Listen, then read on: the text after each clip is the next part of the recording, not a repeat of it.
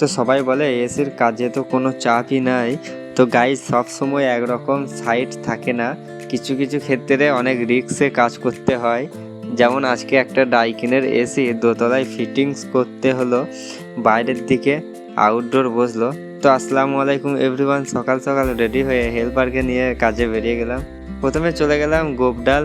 আগের দিন একটা ডাইকিনের এসি বসিয়েছিলাম সেখানে, তো আজকে একটা ভোল্টাসের 1 টনের এসি বসবে পার্টি অফিসে। তো প্রথমে মেজারমেন্ট করে পাইপ বের করার জন্য ফুটোটা করলাম। তো গাইস প্রথমে ভেবেছিলাম অনেক তাড়াতাড়ি হয়ে যাবে, 5 ইঞ্চির দেওয়াল আছে। তারপর ফুটো করতে গিয়ে দেখি প্রচুর শক্ত দেয়াল। তারপর যেমন তেমন করে ফুটোটা কমপ্লিট করে নিলাম। তারপরে প্লেটটা ভালো করে লেভেল করে স্ক্রুর জন্য মার্ক করে নিলাম। তারপরে ড্রিল করে গুঞ্জি মেরে প্লেটটা স্ক্রু দিয়ে ভালো করে ফিটিং করে নিলাম। তারপর ইনডোরটা বসিয়ে বাইরে চলে গেলাম। তারপর আউটডোরের মাপ নিয়ে লেভেল করে অ্যাঙ্গেলের মার্ক করে ড্রিল করে নিলাম। তারপর অ্যাঙ্গেলের বুলেট টাইট দিয়ে আউটডোরকে বসিয়ে নিলাম।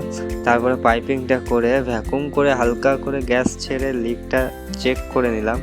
তারপর ফুল গ্যাস ছেড়ে তারের কানেকশন দিয়ে এসিটা চালু করে দেখি 4D ইরর কোড আসছে।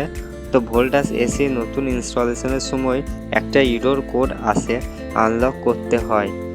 তো গাইজ আনলক করে নিলাম।